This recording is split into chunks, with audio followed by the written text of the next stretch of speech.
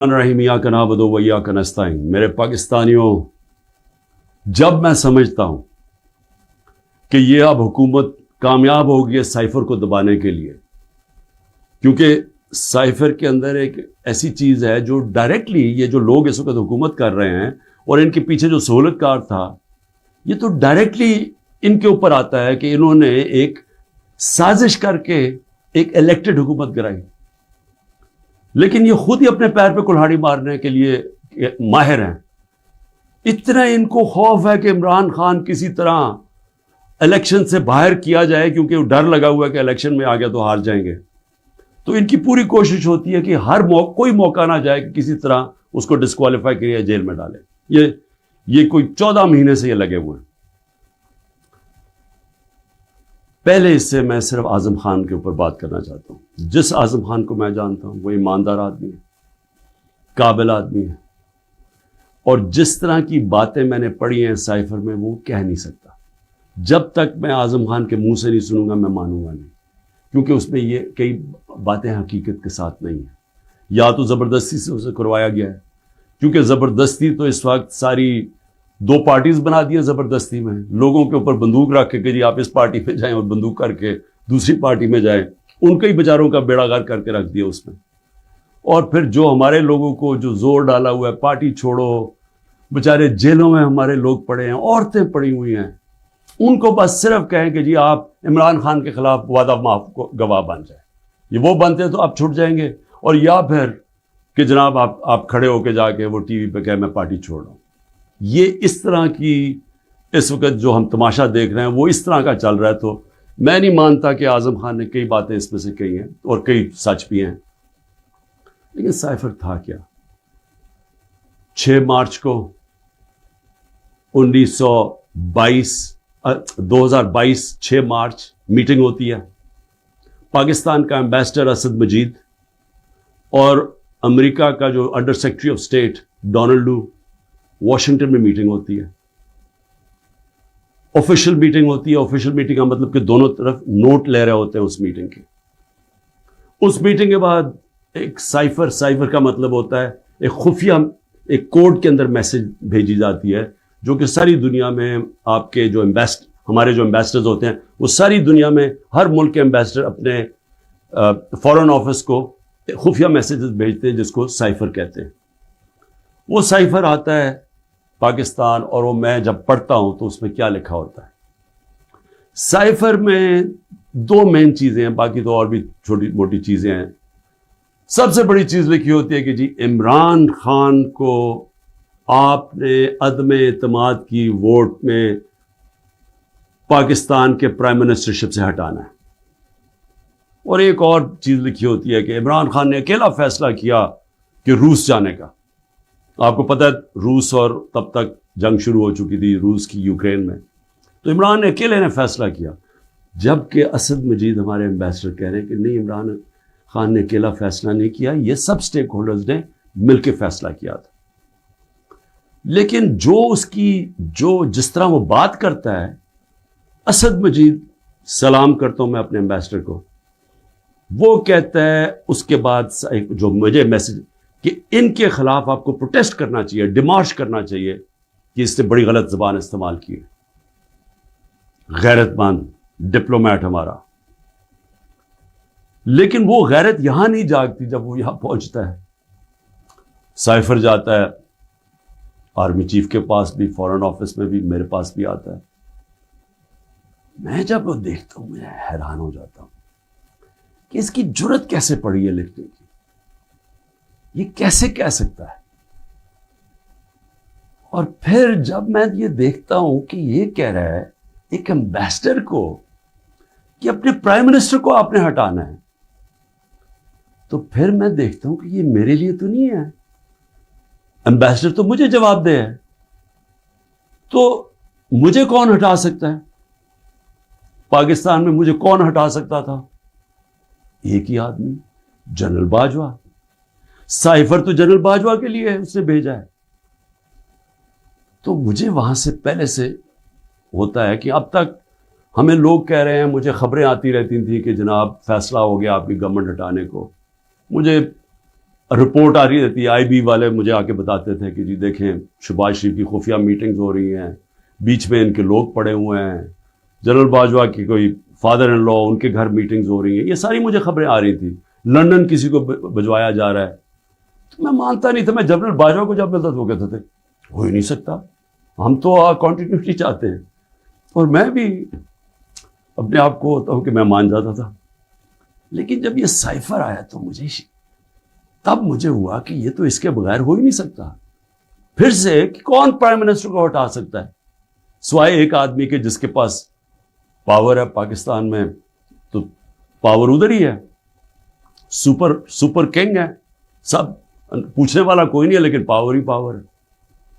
اس کے بعد اگلے دن عدم اعتماد اسمبلی میں ٹیبل ہو جاتی ہے اور ایک دم ہمارے لوگ ہلنا شروع ہو جاتے ہیں. اور پھر ہمارے اتحادی وہ بھی ایک دم ہمارے سے خوش نہیں ہوتے. لیکن یہ یاد رکھیں کہ یہ ٹائم کون سا تھا. یہ وہ ٹائم تھا جب پاکستان کی اکانومی 17 سال میں سب سے بہتر امپروو کر رہی تھی. اکنامک سروے اٹھا کے دیکھ لیں آپ, سارے اکنامک انڈیکیٹرز دیکھ لیں, ہم بڑے مشکل وقت سے نکلے تھے. بینکرپٹ اکانومی ملی, 2 سال کرونا آ گیا. دنیا نے تعریف کی کہ پاکستان وہ ملک ہے جو ٹاپ 3 ملک ہے جنہوں نے سب سے بہتر کرونا, اتنی بڑی وبا, اتنے بڑے کرائسس سے ڈیل کیا. جبکہ ہندوستان میں تباہی آئی, ایران میں تباہی آئی, ساتھ والے ملک. پاکستان کی تعریف دنیا کرتی تھی. وہ ایک امریکہ کے اندر جو فائنینشیل ایڈوائزر تھا ٹرمپ کا, میرا وہ کہتا ہے کہ اگر پاکستان کا جس طرح کرونا پہ پاکستان نے ڈیل کیا, اگر امریکہ کرتا تو $10 کھرب کا امریکہ کو بچتا تھا. تو ادھر سے نکلے, اکانومی گرو کر رہی ہے, انڈسٹری گرو کر رہی ہے. تو ایک دم یہ عدم اعتماد کدھر سے آ گئی. تو جس کو میسج دی تھی اس نے اپنا کام شروع کر دیا, ایجنسیز نے کام شروع کر دیا, ہمارے لوگوں کو میسیجز آنی شروع ہو گئی کہ جناب ISI کے لوگ ایکٹیو ہو گئے. مجھے جب آیا, میں جنرل باجوہ کے پاس گیا, میں نے کہا آپ کا لاہور والا جو آدمی ہے وہ ہمارے ایمبینس کو کہہ رہا ہے کہ ہم نے ہاتھ اٹھا لیا ہے, اب آنے والی گورنمنٹ دوسری ہے, یہ شہباز شریف کی. میں جنرل باجوہ کو اچھا اس نے کہا ہے, میں وہ بھی اسے فارغ کرتا ہوں. تو یہ ڈرامے ہمارے سے ہوتے رہے. پیچھے سے پورا پلان بنا ہوا تھا. اچھا میں نے پہلے تو میں یہ کہوں کہ مجھے اتنا شرم آئی, مجھے پاکستانی ہوتے ہوئے میں آپ کو سچ بتانا چاہتا ہوں, مجھے شرم آئی کہ اس کی جرت کیسے ہوئی کسی چھوٹے ایک آفیشل کی کہ جو ہمیں اتنی بڑی دھمکی دے دے اور ایمبیسڈر کے ذریعے میسج بھجوائے کہ پرائم منسٹر کو ہٹا دو. لیکن اس کی غلطی نہیں تھی. شرم یہاں نہیں آ رہی تھی. جن لوگوں کی ذمہ داری تھی کہ قوم کی حفاظت کرنا, جس آدمی کی کہ قومی وقار کو بچانا, قومی غیرت, وہ ساتھ ملا ہوا تھا. اس نے ان کے, یعنی یہ سارا پلان ادھر سے شروع ہوا تھا.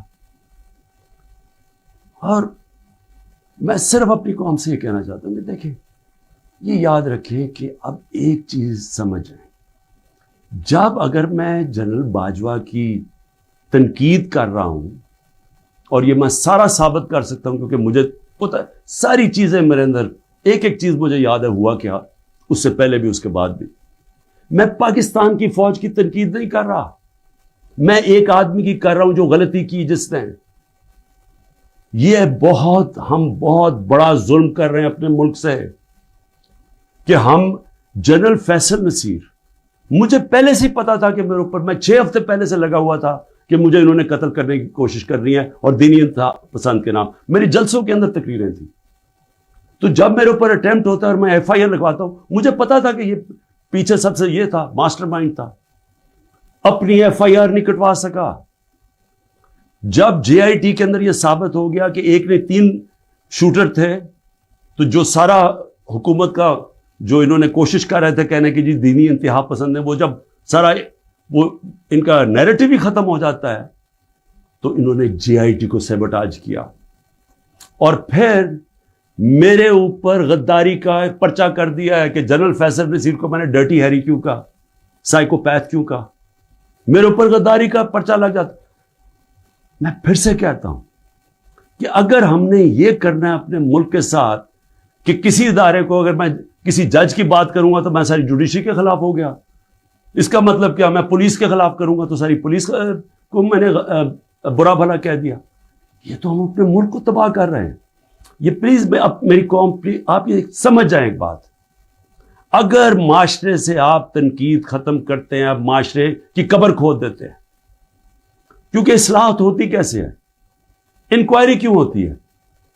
حمود الرحمان انکوائری جب ہمارا ملک ٹوٹا، ایسٹ پاکستان ٹوٹا، تو جب وہ انکوائری ہوئی، اگر اس کے اوپر عمل ہوتا کہ یہ ہم نے غلطیاں کی ہیں، اپنی اصلاحات کرتے، تو اس کے بعد پاکستان بڑی غلطیوں سے بچ جاتا.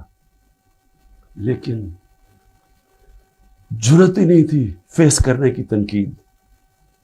ہم نے وہ اتنا بڑا ظلم کیا کہ 25 سال کے بعد وہ کدھر نکلی؟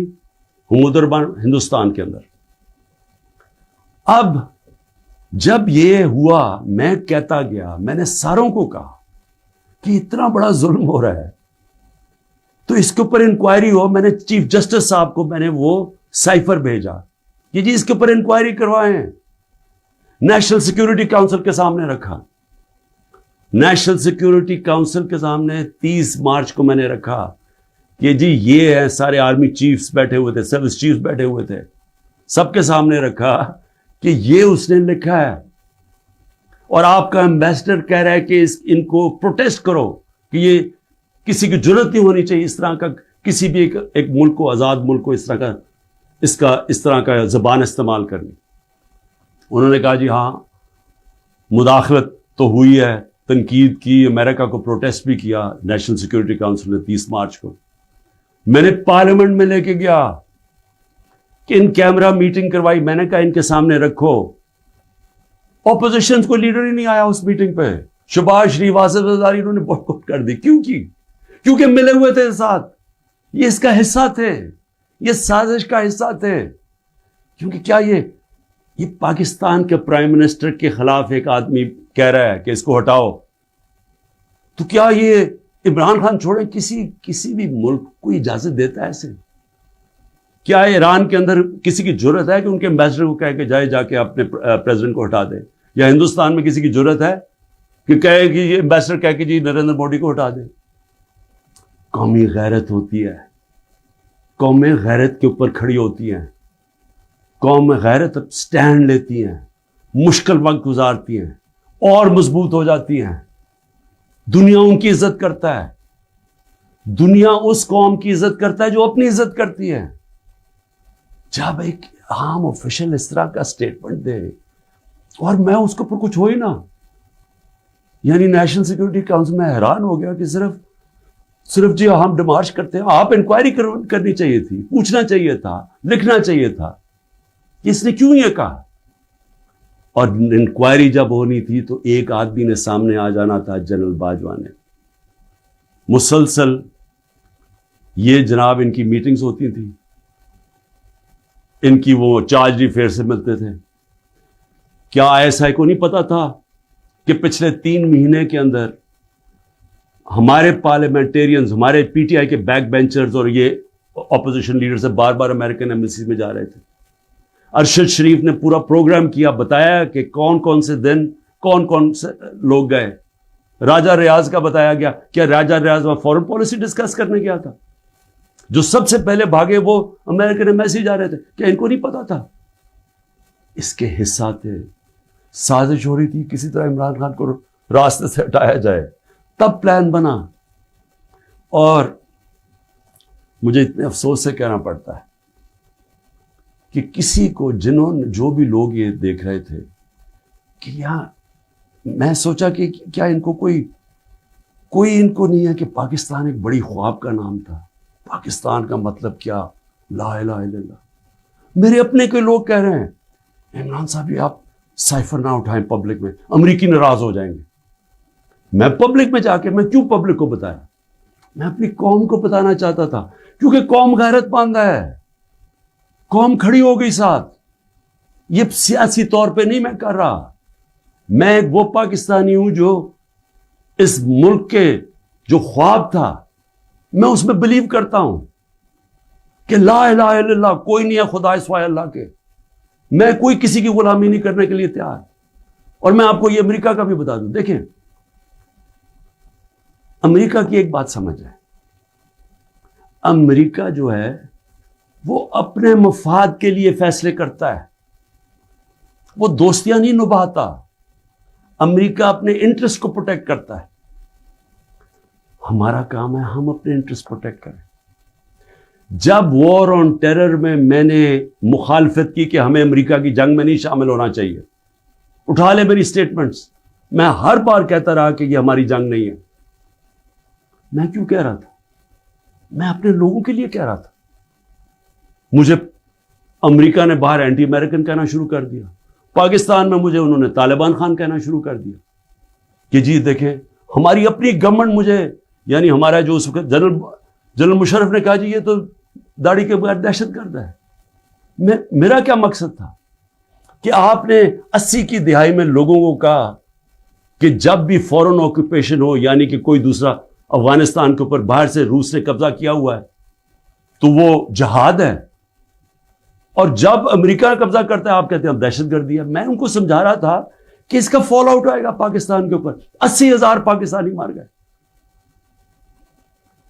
پتہ نہیں کتنے 100 ارب ڈالر سے زیادہ ملک کو نقصان ہوا، لیکن اس سے زیادہ جو دنیا میں ہم بدنام ہوئے، ساری دنیا میں ہمارا مذاق، ہمیں کہا گیا جی سب سے خطرناک ملک ہے پاکستانی دہشت گرد۔ پاکستانیوں سے جو دنیا میں ہوا، ہرا پاسپورٹ دے کے لیدر لائن میں کھڑا کر دیتے تھے، کتنے پاکستانیوں کو باہر سے ڈپورٹ کر دیتے تھے۔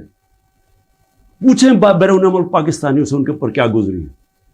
اور مجھے جی عمران خان طالبان خان ہے جی، یہ جی دہشت گردی کے ساتھ ہے۔ اور یہ بھی میں اب آپ کو بتاؤں کہ یہ جو تھا یہ میرے خلاف کیس بلڈ اپ ہوا۔ جنرل باجوہ نے کیوں کہا کہ جی یہ ہم جب روس سے واپس آئے، اچھا اب روس کیا ہے ذرا سننے والے، اس میں سائفر پہ کیا لکھا کہ عمران خان خود روس کیا ہے۔ میں عمران خان نے خود روس کیوں جانا تھا؟ فورن آفس نے مجھے کہا، بیٹھ کے مشاورت ہوئی، ہم نے سارے پاکستان کے ایکس فورن سیکرٹریز کو بلایا، سب نے کہا کہ آپ کا رشیا جانا بہت ضروری ہے، ہمیں اپنے تعلقات ٹھیک کرنے چاہیے۔ پھر ہمیں 20 لاکھ ٹن گندم چاہیے تھی ان سے، وہ ہم بات کرنا چاہتے تھے کنسیشن میں سے۔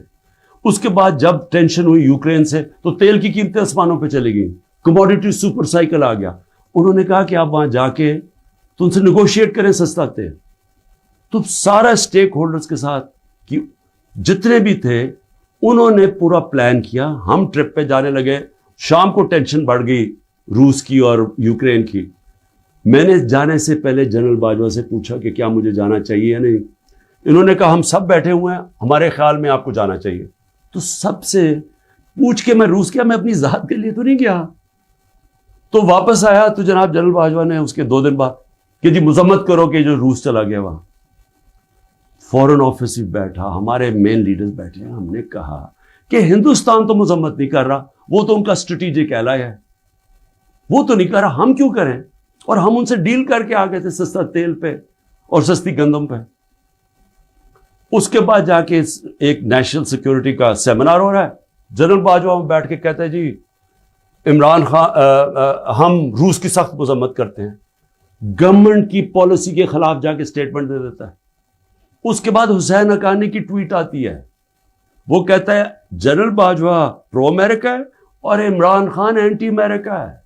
بعد میں ہمیں پتہ چلتا ہے کہ ہم نے $30,000 دے کے حسین حقانی کو جنرل باجوہ نے ہائر کیا ہوا تھا ہماری گورنمنٹ کے دوران۔ وہ بعد میں جب ان کا فیرا، ان کا ایک ادارہ ہوتا ہے جو آپ کو رجسٹر کرنا پڑتا ہے لابیز کو، اس میں پتہ چلتا ہے بعد میں ہمیں۔ تو میرا اپنا ہی آرمی چیف میرے خلاف لابی کر رہا تھا، ان کو بتا رہا تھا میں کتنا برا ہوں۔ میں صرف آج یہ کہنا چاہتا ہوں کہ دیکھیں میرے پاکستانیوں، جو جدھر آج ہم کھڑے ہیں، ہمیں پہلے فیصلہ کرنا چاہیے کہ کیا ہم نے بیکاریوں کی طرح، ایک چونٹیوں کی طرح باقی زندگی گزارنی ہے پاکستانی ہوتے ہوئے جس طرح ہم جا رہے ہیں تو کوئی مستقبل نہیں ہے۔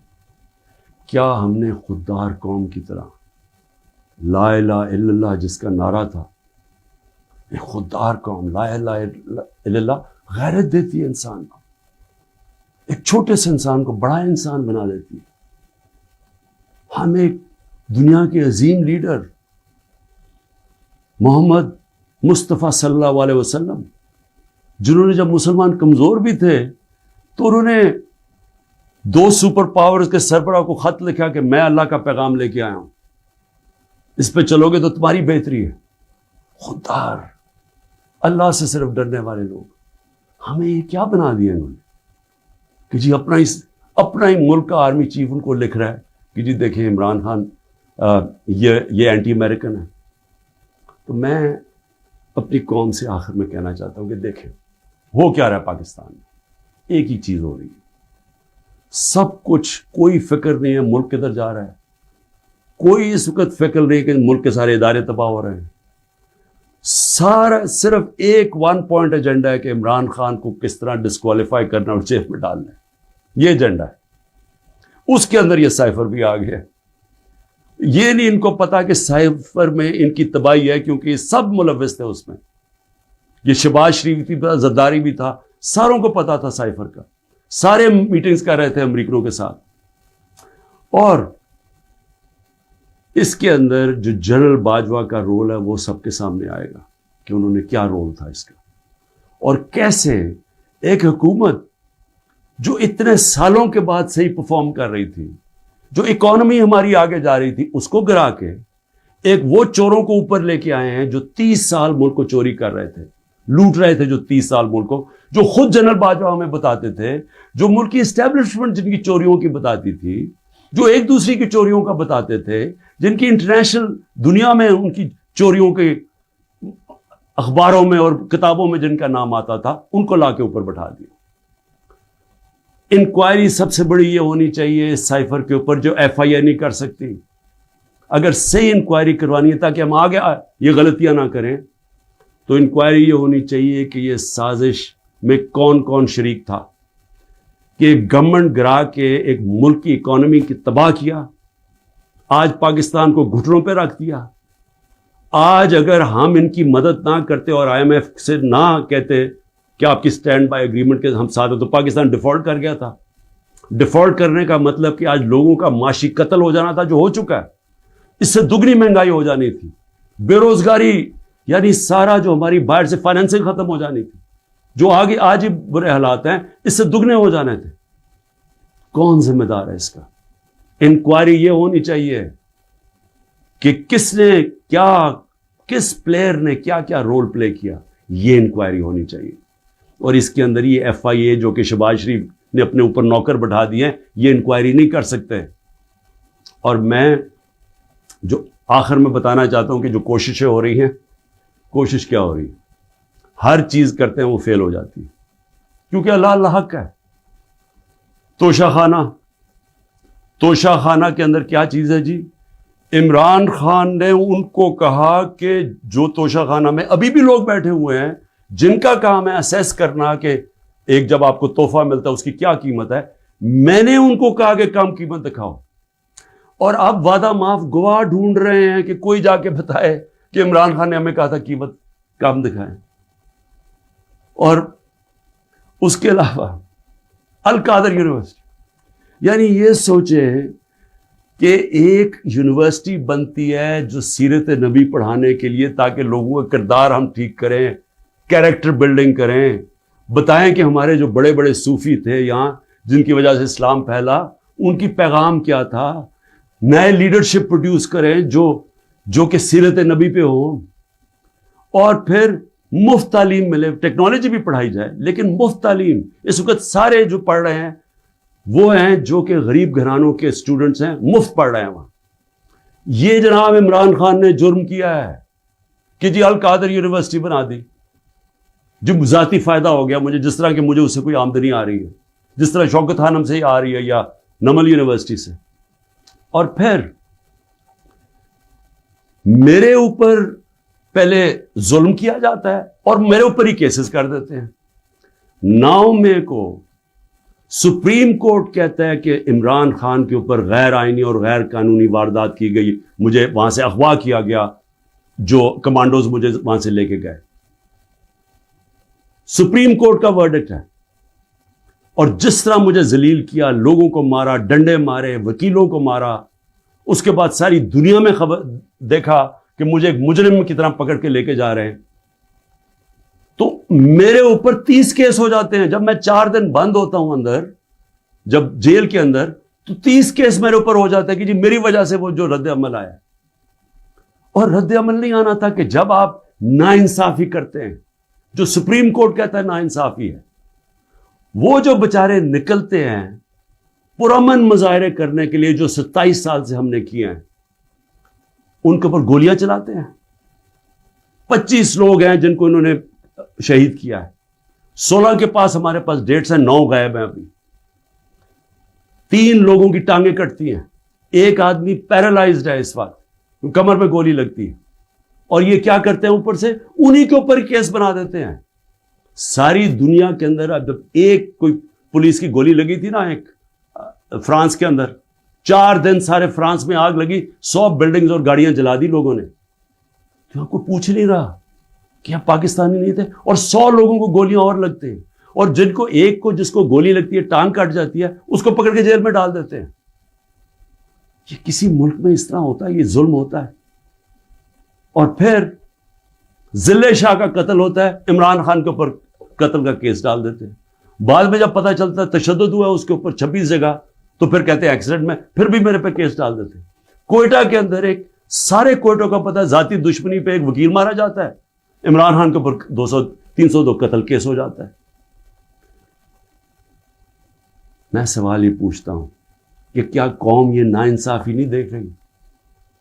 اور یہ جو نظام آپ کر رہے ہیں, یہ سمجھ رہے ہیں کہ یہ بہت بڑا کوئی ڈنڈے مار کے اور خوف سے لوگوں کو اپنی طرف لے آئیں گے, یا لوگ ووٹ کسی اور کو دے دیں گے. یہ انسان ہے, یہ بھیڑ بکریاں نہیں ہیں. اور اس کے اوپر, اس نظام کے اوپر جو حضرت علی کا قول ہے وہ غور سے سن لیں. کفر کا نظام چل جائے گا, لیکن ظلم اور ناانصافی کا نظام نہیں چل سکتا. حکومتیں چلتی ہیں اخلاقی قوت پہ, ڈنڈے مار کے جانور چلتے ہیں. ڈنڈے مار کے نہیں چلوا سکتے آپ لوگوں کو. لوگوں کو اگر آپ یہ سمجھتے ہیں کہ اس کی ظلم کی وجہ سے یہ چوروں کو تسلیم کر لے گی قوم, جو 30 سال سے ملک کو لوٹ رہے ہیں, جن کے پیسے باہر پڑے ہیں, جن کی سارا یہ جیسے انہوں نے اقتدار سے پھر باہر بھاگ جانا ہے, تو اگر یہ سمجھتے ہیں کہ لوگ اس خوف کی وجہ سے ان کو تسلیم کر جائیں گے, مجھے ترس آ رہا ہے ان لوگوں کے اوپر جن کی یہ سوچ ہے. پاکستان زندہ باد.